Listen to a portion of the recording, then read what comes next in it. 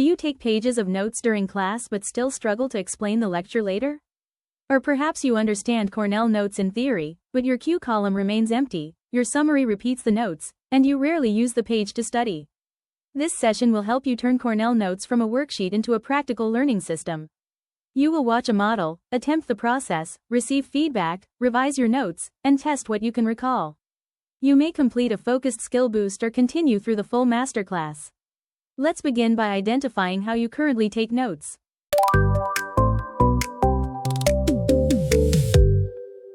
Today, we are going beyond simply dividing a page into sections. You will learn how to use the complete Cornell Notes process to capture important ideas, organize information, generate meaningful questions, summarize what you learned, and test your understanding without looking at your notes. This session is designed for learners at different starting points.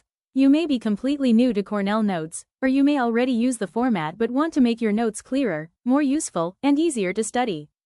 Please prepare a sheet of paper or a digital Cornell Notes page, something to write with, and one note-taking difficulty you would like to improve. Our tutoring flight plan has 5 stages. First, you will complete a short check-in to diagnose your current note-taking habits.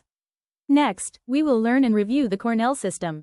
You will then enter the AI Tutor practice, where you will take notes from a mini-lecture, create cues, write a summary, test your recall, and improve your work through guided feedback. Afterward, you will reflect on what improved and what still needs attention. Finally, you will choose one specific skill to practice during your next real lecture.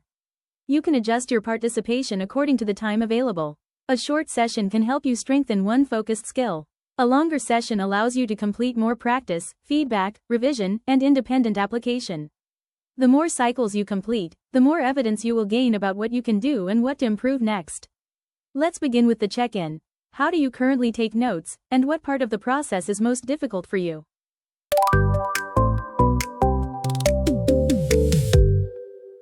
Before we begin today's learning session, let's take a moment to check in and clarify your goal, purpose, and what meaningful progress would look like for you. Please scan the QR code to open our discussion board. Share a short response to each of the 3 questions: what you are working on today, where you feel stuck or uncertain, and what would make this session successful. Then read at least one response from another learner. You have 5 minutes for this check-in.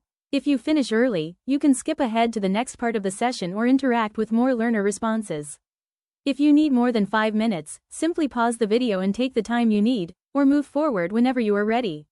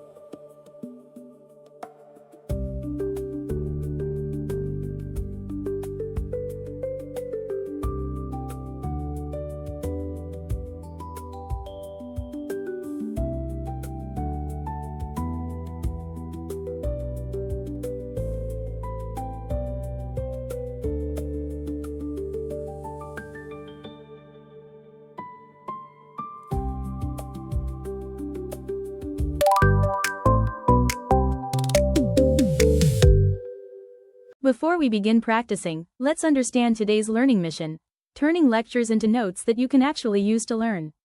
Cornell Notes is often introduced as a page divided into different sections. On the right is the main note-taking area. On the left is the cue column. At the bottom is the summary. That structure is useful, but simply drawing the sections does not create effective notes. The real value comes from how those sections work together as part of a complete learning process. Your learning target is to create, evaluate, and improve Cornell Notes from a brief, unfamiliar lecture. By the end of the complete session, you should be able to identify important information, record it clearly, create useful cues, summarize the main ideas, test your recall, and revise at least one weakness in your notes. Let's examine the 5 essential parts of this process. First, use each section for its intended purpose. The large note-taking area is where you record the lecture's central ideas and the information needed to understand them. The cue column contains keywords, questions, relationships, or prompts that help you think about and retrieve those ideas. The summary section explains the central meaning of the page in a few clear sentences. The sections should work together. Your cues should connect to your notes, and your summary should synthesize the most important ideas represented on the page. Second, record selectively. Effective note-taking does not mean writing down every word. Trying to copy everything can make it difficult to continue listening, recognize relationships, or decide what matters most. Listen for signals. An instructor may define a term, repeat an important point, explain a cause, compare two ideas, describe a process, or provide evidence for a claim. Phrases such as, the main reason, in contrast, as a result, or, the most important point, can indicate that something deserves attention. Record central ideas and enough supporting information to reconstruct their meaning. Use concise phrases, familiar abbreviations, arrows, indentation, numbering, and white space when they help. However, never shorten an idea so much that your notes become inaccurate or impossible to understand later. Third, generate useful cues. The cue column is not only a place for vocabulary words. A keyword can be useful, but a well-designed question often creates a stronger opportunity to retrieve and explain an idea. For example, writing, photosynthesis, identifies a topic. Writing, how does photosynthesis convert light energy into stored chemical energy, asks you to reconstruct and explain the idea. Your cues can ask you to define, explain, compare, sequence, connect, apply, or evaluate information. The best cue depends on what you need to understand and what your future learning task will require. Fourth, retrieve instead of only rereading. After you create your cues, cover the main note-taking area. Look only at a cue and try to answer it aloud or in writing. Then uncover your notes and check the accuracy and completeness of your response. If you cannot answer, that does not mean the activity failed. It gives you useful evidence. Perhaps the notes are incomplete, the cue is unclear, or the idea needs further explanation. Use that evidence to decide what to review or revise. Simply recognizing information while rereading can create the impression that you know it. Retrieval asks you to demonstrate what you can produce without seeing the answer. Finally, summarize and improve. A summary should not copy several sentences from the note-taking area. It should state the central idea and explain how the most important points connect. Depending on the lecture, the summary might describe a process, explain causes and effects, compare ideas, or connect evidence to a conclusion. After writing the summary, evaluate the complete page. Ask yourself, did I capture the main idea? Are my notes accurate? Can I follow the organization? Do my cues help me retrieve meaningful information? Does my summary explain the lecture rather than merely list details? During the AI Tutor practice, you will apply this process to a mini lecture. You will first attempt the notes yourself. The tutor will then help you evaluate your decisions, identify one high-value improvement, and revise your work. If you continue through additional cycles, the support will gradually decrease while the lecture task becomes more complex. Remember, Cornell Notes mastery is not about producing the most beautiful page. It is about creating notes that help you understand, retrieve, explain, and use what you learned. Now, prepare your Cornell Notes page. We are ready to begin the guided practice.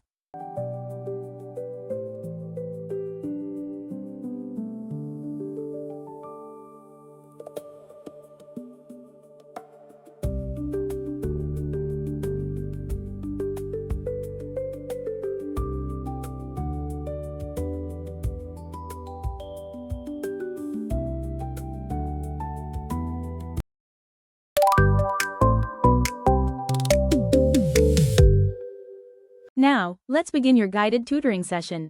This tutor periodically checks your understanding, gives direct instruction, and provides guided practice and feedback to help you improve step by step. You will move through learning cycles: assess, learn, practice, receive feedback, apply the skill independently, and continue to the next challenge. You have 40 minutes for this activity, but you may adjust your participation based on your available time. Scan the QR code to open the assigned tutoring activity and follow the personalized prompts one at a time. Think, practice, and respond in your own words as you work toward your session summary and next step. Use the assigned activity only. Do not enter private or restricted information, and do not use other AI tools during this learning activity. This process is designed to strengthen your own thinking and build the targeted skill.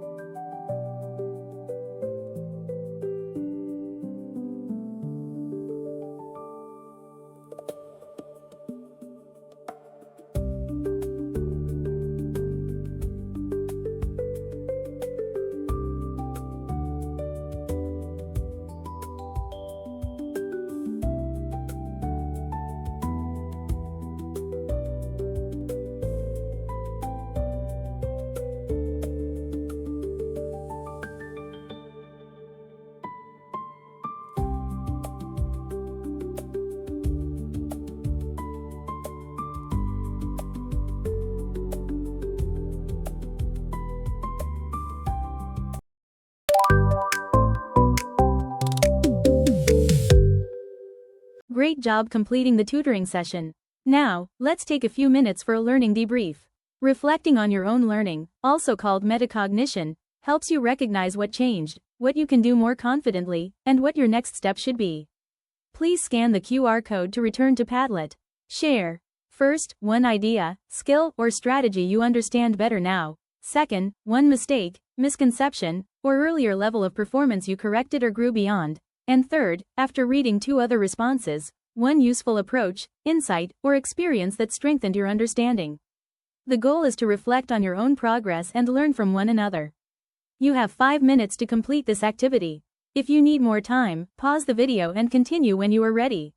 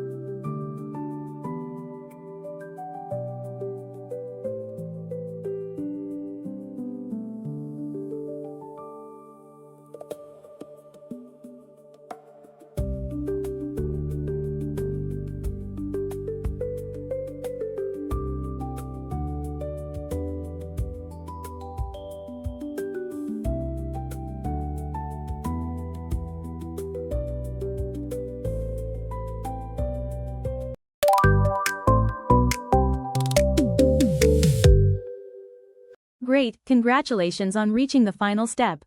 After each learning or tutoring session, it is important to reflect on what comes next. This checkout is your chance to recognize your progress, identify what still needs attention, and choose your next practice step. So, what is your next learning move? Think about these 3 questions. What became clearer for you during this session? What question, difficulty, or uncertainty still remains? And what will you practice next, and when will you do it? Please scan the QR code and post a brief response to each question. You have 5 minutes. Remember, reflect, plan, and continue building mastery. Thank you for learning with us. If you enjoyed this tutoring session or would like more guided tools and resources, please like, subscribe, and explore the additional resources in the description below. See you next time.